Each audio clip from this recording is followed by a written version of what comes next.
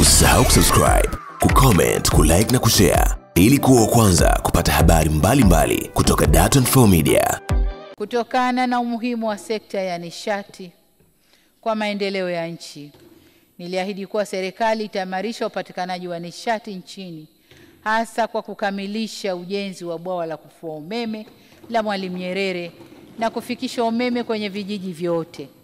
Nafurahi kulitaarifu Bunge kwamba msukumo uliotolewa na serikali umewezesha ongezeko kubwa la uzalishaji wa umeme kutoka megawati 1601.84 mwaka 2020 hadi megawati 4031.71 mwaka huu. Hali hii imechangiwa na ukamilishaji wa miradi mbalimbali ya uzalishaji na usambazaji umeme, ikiwemo mradi wa kielelezo wa kuzalisha umeme kwa kutumia maji wa Julius Nyerere wenye megawati 2115.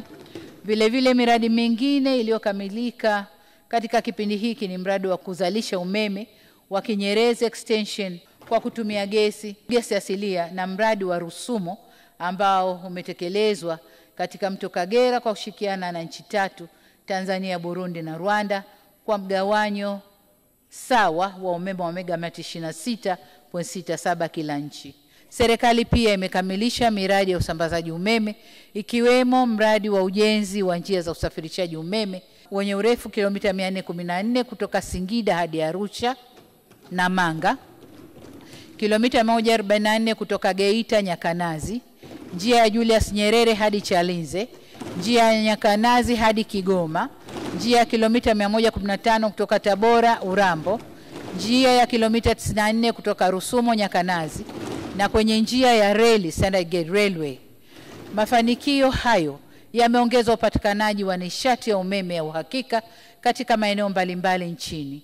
Aidha, tumefanikiwa kuiunganisha mikoa ya Kigoma na Katavi kwenye gridi ya taifa ya umeme. Kama tulivyoahidi, tumefikia hatua kubwa na ya kihistoria kwenye usambazaji kwa kuweza kupeleka umeme kwenye vijiji vyote 12,318 vya Tanzania bara kama tulivyoahidi.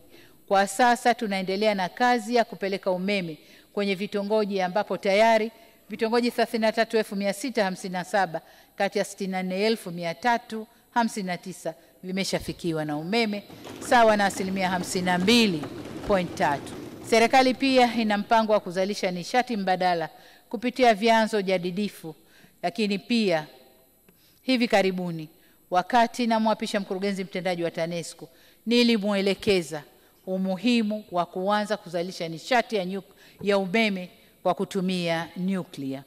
Aidha, tunapanga kuweka ushindani kwenye sekta ya nishati kwa kualika sekta binafsi kushiriki kuongeza upatikanaji wa umeme wa uhakika na nafuu. Usisahau kusubscribe, kucomment, kulike na kushare ili kuwa wa kwanza kupata habari mbalimbali kutoka Dar24 Media.